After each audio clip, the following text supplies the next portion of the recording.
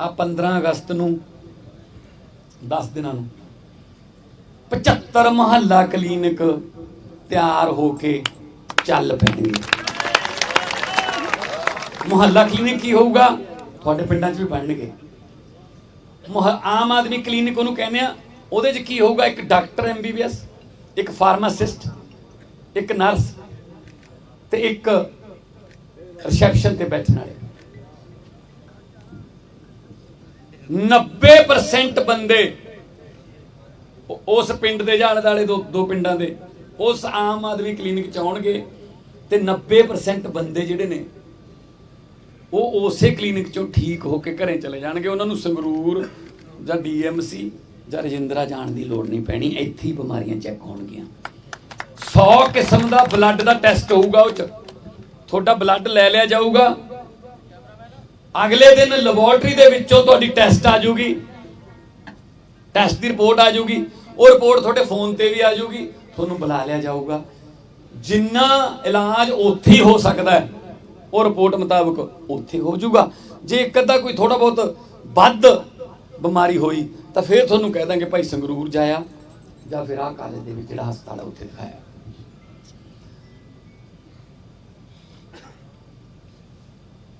अगस्त ਨੂੰ 2 ਮਹੀਨੇ ਹੋ ਜਾਣਗੇ ਬਿਜਲੀ 600 ਯੂਨਿਟ ਫ੍ਰੀ ਕਰੇ ਨੂੰ। 1 ਜੁਲਾਈ ਨੂੰ ਕੀਤੀ ਸੀ, 2 ਮਹੀਨਿਆਂ ਬਾਅਦ ਬਿੱਲ ਆਉਂਦਾ ਆਪਣਾ। ਜੁਲਾਈ ਤੇ ਅਗਸਤ, ਸਤੰਬਰ ਦੇ ਪਹਿਲੇ ਹਫਤੇ ਬਿੱਲ ਆਊਗਾ। ਕੋਈ ਕਿਲੋਵਾਟ ਦਾ ਚੱਕਰ ਨਹੀਂ, ਉਹ 'ਚ 600 ਯੂਨਿਟ ਤੋਂ ਥੱਲੇ ਚਾਹੀਦਾ ਬਸ। ਕੋਈ ਆਮ ਘਰ ਹੋਵੇ, ਕੋਈ BC ਹੋਵੇ, ਕੋਈ SC ਹੋਵੇ, BPL ਹੋਵੇ, 600 ਯੂਨਿਟ ਤੋਂ ਥੱਲੇ ਚਾਹੀਦਾ। ਮੈਂ ਬਿਜਲੀ ਬੋਰਡ ਨੂੰ ਪੁੱਛਿਆ ਮੈਨੂੰ ਸਾਰਾ ਰਿਕਾਰਡ ਦੱਸੋ, ਝੂਠ ਨਾ ਬੋਲਿਓ, ਕਿਉਂਕਿ ਮੈਂ ਲੋਕਾਂ 'ਚ ਅੱਗੇ ਬੋਲਣਾ ਤੇ ਮੈਂ ਝੂਠ ਬੋਲਦਾ ਨਹੀਂ। ਮੈਨੂੰ ਇਹ ਦੱਸੋ ਕਿੰਨੇ ਘਰਾਂ ਨੂੰ ਬਿਜਲੀ ਦਾ ਬਿੱਲ ਜ਼ੀਰੋ ਆਊਗਾ ਜੂਨ ਤੇ ਜੁਲਾਈ ਦਾ, ਜੁਲਾਈ ਤੇ ਅਗਸਤ ਦਾ? ਉਹ ਕਹਿੰਦੇ ਜੀ 74 ਲੱਖ ਮੀਟਰ ਹੈ, 51 ਲੱਖ ਘਰਾਂ ਨੂੰ ਜ਼ੀਰੋ ਬਿੱਲ ਆਊਗਾ। ਤੁਹਾਡੇ ਵੀ ਹੋਣਗੇ, ਉਹ 'ਚ ਤੁਹਾਡੇ ਵੀ ਹੋਣਗੇ। ਮੈਂ ਕਿਹਾ ਜੀ ਅਗਲੇ ਗਾਹਾਂ ਅੱਗੇ ਤਾਂ ਚਲੋ ਗਰਮੀ ਵਾਲੇ ਨੇ, ਗਰਮੀ 'ਚ ਤਾਂ ਫਿਰ ਵੀ ਪੱਖਾ AC ਚਲਾਉਣਾ ਪੈ ਜਾਂਦਾ। ਅੱਗੇ ਗਾਹਾਂ ਉਹ ਕਹਿੰਦੇ ਜੀ ਨਵੰਬਰ ਤੇ ਦਸੰਬਰ ਦਾ ਜਿਹੜਾ ਮਹੀਨਾ ਹੋਊਗਾ, ਸਰਦੀਆਂ 'ਚ ਬਿਜਲੀ ਘੱਟ ਖਪਦੀ ਹੈ। ਰਜਾਈ ਲੈਣੀ ਹੁੰਦੀ ਹੈ, ਇੱਕ ਦੀ ਥਾਂ 2 ਲੈ ਲਓ।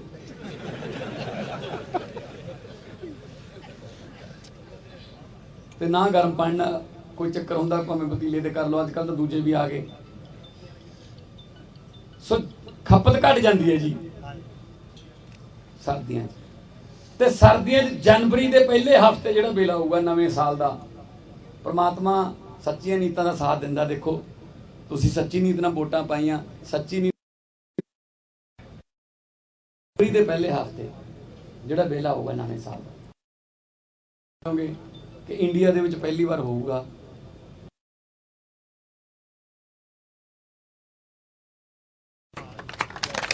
%90 ਤੋਂ ਉੱਪਰ ਪਹਿਲਾਂ ਕਦੇ ਨਹੀਂ ਆਇਆ ਭਾਰਤ ਦੇ ਵਿੱਚ ਇਦਾਂ ਦਾ ਬਿੱਲ। ਇਹ ਕੀ ਕਹਿੰਦੇ ਆ ਵਿਰੋਧੀ ਪਾਰਟੀਆਂ ਵਾਲੇ? ਫ੍ਰੀ ਕਿਉਂ ਐਂ ਕਿਉਂ ਫ੍ਰੀ ਦੇਈ ਜਾਂਦੇ ਹੋ? ਵੀ ਅਸੀਂ ਕਿਹੜਾ ਕਰਜ਼ਾ ਲੈ ਕੇ ਦਿੰਨੇ ਆ, ਤੁਸੀਂ ਟੈਕਸ ਦਿੰਦੇ ਹੋ ਜੀ, ਅਸੀਂ ਤੁਹਾਨੂੰ ਉਹੀ ਟੈਕਸ ਵਾਪਸ ਦੇਈ ਜਾਂਦੇ ਆ। ਇਹ 'ਚ ਫ੍ਰੀ ਕੀ ਹੈ? ਤੁਸੀਂ ਡੀਜ਼ਲ ਤੇ ਟੈਕਸ ਦਿੰਦੇ ਹੋ, ਤੁਸੀਂ ਸੀਖਾਂ ਵਾਲੀ ਡੱਬੀ ਤੇ ਟੈਕਸ ਦਿੰਦੇ ਹੋ, ਤੁਸੀਂ ਚਾਹ ਪੱਤੀ ਤੇ ਗੁੜ ਪੱਤੀ ਤੇ ਟੈਕਸ ਦਿੰਦੇ ਹੋ, ਬਿਜਲੀ ਤੇ ਟੈਕਸ ਦਿੰਦੇ ਹੋ, ਤੁਸੀਂ ਹਰ ਚੀਜ਼ ਜਿਹੜੀ ਖਰੀਦਦੇ ਹੋ, ਹਲਦੀ ਚਾਹ ਸਭ ਤੇ ਟੈਕਸ ਦਿੰਦੇ ਹੋ। ਤੇ ਫਿਰ ਉਹ ਟੈਕਸ ਸਰਕਾਰ ਕੋਲੇ ਆਉਂਦਾ ਹੈ ਤੇ ਸਰਕਾਰ ਉਹੀ ਟੈਕਸ ਆਪ ਖਾਣ ਦੀ ਬਜਾਏ ਜੇ ਤੁਹਾਨੂੰ ਮੋੜਨ ਲੱਗ ਜੇ, ਇਹ 'ਚ ਫ੍ਰੀ ਦਾ ਕੀ ਹੈ ਜੀ? ਜਾਂ ਤਾਂ ਹੋਵੇ ਕਰਜ਼ਾ ਲੈ ਕੇ ਅਸੀਂ ਤੁਹਾਨੂੰ ਦਿੰਦੇ ਹੋਈਏ ਕੋਈ ਸਹੂਲਤਾਂ, ਕਰਜ਼ਾ ਵੀ ਮੋੜਾਂਗੇ, ਚੜ੍ਹ ਨਹੀਂ ਦਿੰਦੇ, ਨਵਾਂ ਕਰਜ਼ਾ ਮੋੜਾਂਗੇ ਜਿਹੜਾ ਉਹਨਾਂ ਨੇ ਚੜਾਇਆ ਹੋਇਆ, ਕਰਜ਼ਾ ਮੋੜਾਂਗੇ, ਤੁਹਾਨੂੰ ਸਹੂਲਤਾਂ ਦੇਵਾਂਗੇ। ਮੰਤਰੀਆਂ ਨੂੰ ਕਿੰਨਾ ਕੁਝ ਫ੍ਰੀ ਹੈ ਜੀ, ਤੇਲ ਫ੍ਰੀ ਉਹਨਾਂ ਦਾ, ਇੰਟਰਨੈਟ ਫ੍ਰੀ ਹੈ, ਬਿਜਲੀ ਫ੍ਰੀ ਹੈ, ਰੇਲ ਗੱਡੀ ਜਹਾਜ਼ਾਂ 'ਚ ਆਉਣਾ ਜਾਣਾ ਫ੍ਰੀ ਹੈ। ਜੋ ਉਹਨਾਂ ਨੂੰ ਫ੍ਰੀ, ਜਨਤਾ ਨੂੰ ਕਿਉਂ ਨਹੀਂ ਹੋ ਸਕਦਾ? ਵੀ ਜਨਤਾ ਨਹੀਂ ਤਾਂ ਬਣਾਏ ਨੇ।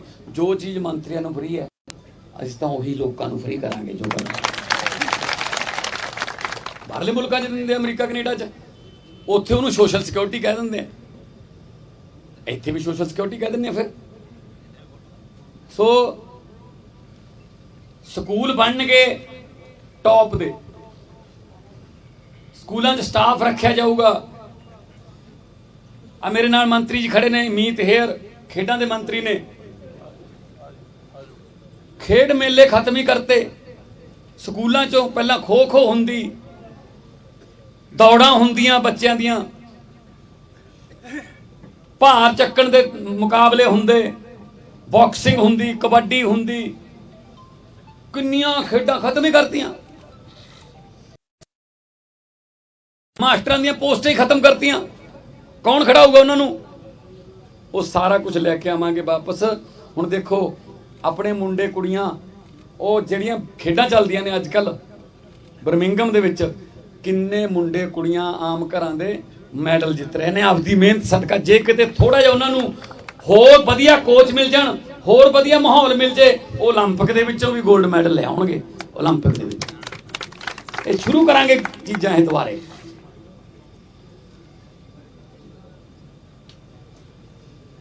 ਇੱਕ ਹੋਰ ਤੁਹਾਨੂੰ ਖੁਸ਼ਖਬਰੀ ਦੇਣ ਲੱਗੇ, ਬੁਢਾਪਾ ਪੈਨਸ਼ਨ ਨਵੀਆਂ ਵੀ ਲਾਵਾਂਗੇ, ਜਿਹੜੀਆਂ ਕੋਈ ਗਲਤ ਲੱਗੀਆਂ ਨੇ ਕੱਟਾਂਗੇ ਵੀ। ਪਰ ਬੁਢਾਪਾ ਪੈਨਸ਼ਨ ਇੱਕ ਪ੍ਰਾਈਵੇਟ ਕੰਪਨੀ ਨਾਲ ਸਾਡੀ ਗੱਲ ਹੋਈ ਹੈ। ਬੁਢਾਪਾ ਪੈਨਸ਼ਨ ਜਿਹਨੂੰ ਮਿਲਦੀ ਹੈ ਉਹਨੂੰ ਹੁਣ ਸ਼ਹਿਰ ਜਾ ਕੇ ਬੈਂਕ ਦੀ ਲਾਈਨ 'ਚ ਲੱਗ ਕੇ ਬਜ਼ੁਰਗਾਂ ਨੂੰ ਖੱਜਲ ਖੁਆਰ ਹੋਣ ਦੀ ਲੋੜ ਨਹੀਂ ਪੈਣੀ। ਬੁਢਾਪਾ ਪੈਨਸ਼ਨ 1, 2, 3 ਤਰੀਕ ਨੂੰ ਮਹੀਨੇ ਦੀ ਪਹਿਲੇ 3-4 ਦਿਨਾਂ 'ਚ ਤੁਹਾਡੇ ਘਰੇ ਆ ਕੇ ਕੁੰਡਾ ਖੜਕਾ ਕੇ ਦੇ ਕੇ ਜਾਇਆ ਕਰਨਗੇ। ਜਿਹੜਾ ਉਹ ਬਿਜਲੀ ਦਾ ਹੁੰਦਾ ਮੀਟਰ ਅੰਗੂਠਾ ਲਾਉਣ ਵਾਲਾ, ਉਹਦੇ ਨਾਲ ਅੰਗੂਠਾ ਲਵਾਂਗੇ, ਪੈਸੇ ਤੁਹਾਨੂੰ ਘਰੇ ਮਿਲਣਗੇ ਜੀ। ਖੱਜਲ ਖੁਆਰੀਆਂ ਬਚਣਗੀਆਂ, ਸਮਾਜਿਕ ਜਿਹੜਾ ਮਸਲਾ ਉਹ ਹੱਲ ਹੋਊਗਾ। ਮੈਂ ਸਾਰੇ ਘਰਾਂ 'ਚ ਨਹੀਂ ਕਹਿੰਦਾ, ਪੰਜੇ ਉਂਗਲਾਂ ਇੱਕੋ ਜਿਹੀ ਨਹੀਂ ਹੁੰਦੀਆਂ। ਕਈ ਘਰਾਂ ਦੀਆਂ ਸ਼ਿਕਾਇਤਾਂ ਇਹ ਨੇ ਕਿ ਮੁੰਡਾ ਬੇਬੇ ਬਾਪੂ ਤੋਂ ਅੰਗੂਠਾ ਲਵਾ ਲੈਂਦਾ, ਪਿਲਛਣ ਕਢਾ ਲੈਂਦਾ, ਪਰ ਦਿੰਦਾ ਨਹੀਂ ਉਹਨਾਂ ਨੂੰ। ਇਹਦੇ ਨਾਲ ਕੀ ਹੋਊਗਾ? ਕੁੰਡਾ ਖੜਕਾ ਕੇ ਤੁਹਾਡੇ ਘਰੇ ਆਉਣਗੇ, ਬੇਬੇ ਬਾਪੂ ਭਾਵੇਂ ਮੰਜੇ ਤੇ ਪਏ ਨੇ, ਉਹਨਾਂ ਦਾ ਅੰਗੂਠਾ ਲਵਾ ਕੇ ਇੱਕ ਵਾਰੀ ਪੈਨਸ਼ਨ ਉਹਨਾਂ ਦੇ ਹੱਥ 'ਚ ਦੇ ਦਾਂਗੇ। ਉਹ ਭਾਵੇਂ ਅਗਲੇ ਹੱਥ ਨਾਲ ਆਪਦੇ ਮੁੰਡੇ ਨੂੰ ਦੇ ਦੇ, ਆਪਦੀ ਨੂੰਹ ਨੂੰ ਦੇ ਦੇ, ਆਪਦੇ ਪੁੱਤ ਨੂੰ ਦੇ ਦੇ, ਸਾਨੂੰ ਕੋਈ ਨਹੀਂ ਦੇਣਾ ਦੇ। ਕੇਰਾ ਉਹਨਾਂ ਕੋਲੇ ਪਹੁੰਚੂਗੀ। ਆਟਾ ਦਾਲ ਸਕੀਮ ਉਹ ਵੀ ਸ਼ੁਰੂ ਹੋਊ। ਆਟਾ ਲੈਣਾ, ਆਟਾ ਲੈ ਲਿਓ 1 ਕਿਲੋ। ਮੈਂ 1 ਕਿਲੋ ਦੀ ਐਗਜ਼ਾਮਪਲ ਦਿੰਦਾ ਉਦਾਹਰਨ। ਜੇ ਕਣਕ ਲੈਣੀ ਹੈ, ਕਣਕ ਵੀ ਕਿਲੋ ਮਿਲੂ। ਪਿਸਾਈ ਦਾ ਕੋਈ ਪੈਸਾ ਨਹੀਂ, ਪਿਸਾਈ ਦਾ ਵੀ ਜੇ ਤੁਸੀਂ ਕਣਕ ਨਹੀਂ ਲੈਣੀ, ਆਟਾ ਲੈਣਾ, ਪਿਸਾਈ ਦਾ ਵੀ ਅਸੀਂ ਦੇਵਾਂਗੇ। ਕਾਰ ਆਊਗੀ ਇੱਕ, ਉਹ 'ਚ ਆਟਾ ਦਾਲ ਦੀ ਪੈਕਿੰਗ ਹੋਊਗੀ, ਉਹਤੇ ਲਿਖਿਆ ਹੋਊ ਗਰੀਬਾਂ ਨੂੰ ਮੁਫਤ ਰਾਸ਼ਨ ਵੰਡਣ ਵਾਲੀ ਕਾਰ। ਤੇ ਫਿਰ ਜਿਹੜੇ ਵੱਡੇ ਘਰ ਨੇ, ਕਿਸੇ ਨਾਟਕਾਂ ਵਾਲੇ ਨੇ ਕਾਰਡ ਬਣਾ ਰੱਖਿਆ, ਜਦੋਂ ਉਹਦੇ ਘਰ ਮੂਹਰੇ ਗੱਡੀ ਖੜੀ ਜਿੱਤੇ ਲਿਖਿਆ ਹੋਇਆ ਗਰੀਬਾਂ ਨੂੰ ਰਾਸ਼ਨ ਵੰਡਣ ਵਾਲੀ ਕਾਰ, ਜਦੋਂ ਬੈਲ ਮਾਰੀ ਵੀ ਭਾਈ ਗਰੀਬਾਂ ਵਾਲੀ ਬੋਰੀ ਆ ਗਈ, ਲਹਾ ਲਓ, ਉਹਨੇ ਕੁੰਡਾ ਹੀ ਨਹੀਂ ਖੋਲਣਾ, ਕਹਿੰਦਾ ਮੈਂ ਤਾਂ ਨਹੀਂ।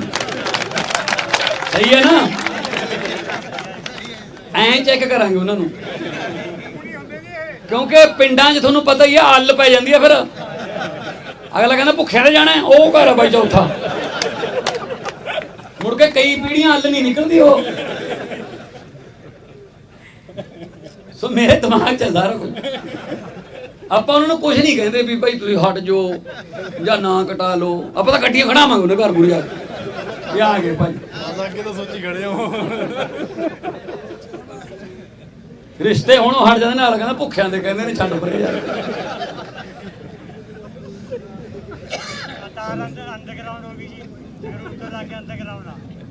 ਸੋ ਤੁਹਾਡੇ ਆਪਣੇ ਆ, ਤੁਹਾਡੇ ਆਪਦੇ ਪੁੱਤ ਭਤੀਜੇ ਆ, ਸਾਰੇ ਹੀ ਆਮ ਘਰਾਂ 'ਚ ਉੱਠ ਕੇ ਆਏ ਆ। ਕੋਈ ਪ੍ਰਮਾਤਮਾ ਨੇ ਜਿੱਥੇ ਪਹੁੰਚਾ ਤੇ ਜਿੱਡੀਆਂ ਵੱਡੀਆਂ ਪਦਵੀਆਂ ਦੇਤੀਆਂ, ਇਹਦੇ ਵਾਸਤੇ ਤਾਂ ਮਤਲਬ ਲੋਕ ਕਈ ਜਨਮ ਭਗਤੀਆਂ ਤਪ ਕਰਦੇ ਨੇ ਕਿਤੇ ਤਾਂ ਮਿਲ ਇੰਨਾ ਮਾਨ ਸਨਮਾਨ ਦੇਤਾ, ਇਹ ਤੋਂ ਵੱਡਾ ਕੋਈ ਪੁੰਨ ਨਹੀਂ। ਤੇ ਫਿਰ ਮਾਨ ਸਨਮਾਨ ਲੈ ਕੇ ਐਡੀ ਵੱਡੀ ਕੁਰਸੀ ਤੇ ਬਹਿ ਕੇ ਵੀ ਜੇ ਲੋਕਾਂ ਦਾ ਭਲਾ ਨਾ ਕੀਤਾ, ਫਿਰ ਇਹਦੇ ਵਿੱਚ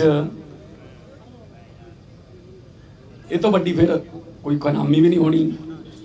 ਸੋ ਤੁਹਾਡੀ ਸਰਕਾਰ ਤੁਹਾਡੇ ਦੁਆਰ ਸੰਗਰੂਰ ਦੇ ਵਿੱਚ ਮੁੱਖ ਮੰਤਰੀ ਦੇ ਦਫ਼ਤਰ ਆਫਿਸ ਖੁੱਲੂਗਾ, ਧੂਰੀ 'ਚ ਮੁੱਖ ਮੰਤਰੀ ਦਾ ਦਫ਼ਤਰ ਖੁੱਲੂਗਾ। ਤੁਹਾਨੂੰ ਚੰਡੀਗੜ੍ਹ ਧੱਕੇ ਖਾਣ ਦੀ ਲੋੜ ਨਹੀਂ, ਇੱਥੇ ਜਾਓ ਜਾਂ ਅਮਨ ਹੋਰਾਂ ਦੇ ਦਫ਼ਤਰ ਜਾਓ, ਆਪਦਾ ਕਾਗਜ਼ ਫੜਾਓ, ਸਿੱਧੇ ਚੰਡੀਗੜ੍ਹ। ਹੁਣ ਉਹ ਪੰਗਾ ਨਹੀਂ ਹੈਗਾ ਜਿਹੜਾ ਜਥੇਦਾਰ ਨਹੀਂ ਕਰਦੇ ਹੁੰਦੇ ਸੀ ਪਹਿਲਾਂ 2-3 ਦਿਨ ਮੰਨਣੇ, ਓਏ ਹਜੇ ਟਾਈਮ ਨਹੀਂ ਮਿਲਿਆ, ਚੱਲਾਂਗੇ ਨਰਿੰਜਨ ਸਿਆਂ। ਫਿਰ ਤੀਜੇ ਦਿਨ ਕੱਢ ਗੱਡੀ, ਫਿਰ 7 ਬੰਦੇ ਬਿਠਾ ਲਏ, ਰੋਟੀ ਖਾ ਲਈ, ਰਸਤੇ 'ਚ ਜਾ ਵੜੇ ਉੱਥੇ ਮੁੱਖ ਮੰਤਰੀ ਦੇ, ਡਿਪਟੀ ਮੁੱਖ ਮੰਤਰੀ ਜਿਹਦੇ ਵੀ, ਤੁਸੀਂ ਇੱਥੇ ਬੈਠੋ, ਮੈਂ ਅੰਦਰ ਜਾ ਕੇ ਗੱਲ ਕਰਕੇ ਆਉਣਾ। ਤੁਹਾਨੂੰ ਬਾਹਰ ਬਿਠਾਇਆ ਜਾਂਦਾ ਸੀ, ਅੰਦਰ ਭਾਵੇਂ ਉਹ ਝਿੜਕਾਂ ਦਿੰਦਾ ਹੋਵੇ, ਤੂੰ ਇੱਥੇ ਕੀ ਕਰਨਾ, ਮੂੰਹ ਚੱਕ ਕੇ ਆ ਜਾਂਦੇ ਇੱਥੇ। ਬਾਹਰ ਆ ਕੇ ਕਹਿੰਦਾ ਲੈ ਬਣ ਗਈ ਗੱਲ, ਸਾਰਿਆਂ ਦੀਆਂ ਮੰਗਾਂ ਮੰਨੀਆਂ, ਤੇਰਾ ਵੀ ਨਾਂ ਲਿਆ ਗੁਰਦੇਵ ਸਿੰਘ, ਕਹਿੰਦਾ ਵੀ ਹਾਂ ਗੁਰਦੇਵ ਸਿੰਘ ਆਇਆ, ਕੋਈ ਗੱਲ ਹੀ ਨਹੀਂ। ਲੈ ਫਿਰ ਐਂ ਕਰੋ, ਫਿਰ ਠੇਕੇ ਤੇ ਲਾ ਲਓ ਗੱਡੀ। ਲੈ 20,000 ਚ ਪੈਂਦਾ ਸੀ ਜਥੇਦਾਰ, ਉਹ ਸਭ ਬੰਦ ਕਰ ਦੇਣਾ ਹੈ ਕੰਮ। ਤੁਹਾਡੇ ਘਰੇ ਸਰਕਾਰ ਆ ਗਈ, ਆਦਾ ਮੋਬਾਈਲ ਫੋਨ ਤੇ ਖੋਲੋ, driving licence, learning licence, RC ਬਣਾਉਣੀ ਹੈ, ਮੋਬਾਈਲ ਤੇ ਬਣਾਓ, ਕਾਗਜ਼ ਭਰੋ, ਨਾਲ ਦੀ ਨਾਲ ਤੁਹਾਡੇ ਮੋਬਾਈਲ ਤੇ RC ਆ ਜੂਗੀ। ਤੁਸੀਂ ਗੱਡੀ ਲੈਣੀ ਹੈ, ਸ਼ੋਰੂਮ 'ਚ ਗਏ, ਉੱਥੇ ਹੀ ਨੰਬਰ ਪਏ ਨੇ ਕੰਪਿਊਟਰ 'ਚ, ਜਿਹੜਾ ਮਰਜ਼ੀ ਨੰਬਰ ਤੁਹਾਡਾ ਪਸੰਦੀਦਾ ਹੈ ਉਹ ਲਓ, ਫਾਰਮ ਭਰ ਦੂਗਾ ਉਹ ਡੀਲਰ, ਗੱਡੀ ਦੇ ਨਾਲ ਨੰਬਰ ਤੇ RC ਨਾਲ ਲੈ ਕੇ ਨਿਕਲੋਗੇ। ਕਿਤੇ ਕੋਈ ਦਫ਼ਤਰਾਂ 'ਚ ਧੱਕੇ ਖਾਣ ਦੀ ਲੋੜ ਨਹੀਂ ਜਾਣ ਪੈਣੀ, ਆਪੀ ਤੁਹਾਡੇ ਨਾਲ ਉਹ ਜਿਹੜੀ ਮੋਬਾਈਲ ਵਾਲੀ ਆ ਉਹ ਚੱਲੂਗੀ। ਤੁਸੀਂ ਜੇ ਕੋਈ ਪੁਲਿਸ ਵਾਲਾ ਮੰਗੇ ਮੋਬਾਈਲ ਵਾਲੀ ਦਿਖਾ ਸਕਦੇ ਹੋ, ਉਹ ਮੰਨੂਗਾ ਉਹਨੂੰ, ਠੀਕ ਹੈ ਨਾ। ਬਾਕੀ ਹੌਲੀ ਹੌਲੀ ਹੋਰ ਬਹੁਤ ਵਧੀਆ ਸਕੀਮਾਂ ਆ ਰਹੀਆਂ ਨੇ। ਬਾਕੀ ਪੈਸੇ ਦੀ ਕੋਈ ਕਮੀ ਨਹੀਂ ਆਉਣੀ, ਮੈਂ ਤੁਹਾਨੂੰ ਪਹਿਲਾਂ ਵੀ ਦੱਸਿਆ ਸੀ, ਇਹਨਾਂ 'ਚੋਂ ਹੀ ਕੱਢਣਾ। ਹਜੇ ਤਾਂ ਥੋੜਾ ਜਿਹਾ, 1 ਦਿਨ ਹੀ ਗਿਆ ਸੀ ਮੈਂ ਉਹ ਪਹਾੜਾਂ ਜਾਂ ਚੜਾਈਆਂ 'ਚ, ਉੱਥੇ ਵੱਡੇ ਖਜ਼ਾਨੇ, ਕੌਰੂ ਦਾ ਖਜ਼ਾਨਾ ਮੇਰੇ ਦਾਦਾ ਸੁਣਾਉਂਦਾ ਹੁੰਦਾ ਸੀ, ਕੌਰੂ ਦੇ ਖਜ਼ਾਨੇ ਉੱਥੇ ਪਏ ਨੇ, ਠੀਕ ਹੈ ਨਾ। ਪੈਸੇ ਤੁਹਾਡੇ ਨੇ, ਉਹ ਲੁੱਟ ਕੇ ਉਹਨਾਂ ਨੇ ਉੱਥੇ ਰੱਖ ਲਏ ਵੀ ਇਹ ਆਉਣ ਵਾਲੇ ਬੁਢਾਪੇ 'ਚ ਵਰਤਾਂਗੇ ਜਾਂ ਜਵਾਕ ਵਰਤਣਗੇ। ਪਰ ਉਹਨਾਂ ਨੂੰ ਇਹ ਨਹੀਂ ਪਤਾ ਸੀ ਕੋਈ ਤੀਜਾ ਇਹੋ ਜਿਹਾ ਆਊਗਾ ਕਿ ਜਿਹੜਾ ਆਮ ਲੋਕਾਂ ਦੇ ਪੈਸੇ ਨੂੰ ਆਪਦਾ ਪੈਸਾ ਸਮਝ ਕੇ ਵਿਆਜ ਸਮੇਤ ਤੁਹਾਨੂੰ ਵਾਪਸ ਕਰੂਗਾ। ਹੁਣ ਤੱਕ 9,053 ਏਕੜ ਜ਼ਮੀਨ ਨਜਾਇਜ਼ ਜੰਗਲਾਤ ਦੀ ਤੇ ਪੰਚਾਇਤ ਦੀ ਛਡਾ ਚੁੱਕੇ ਹਾਂ, 9,000 ਤੋਂ। ਹੁਣ ਜਿਹੜਾ 9,000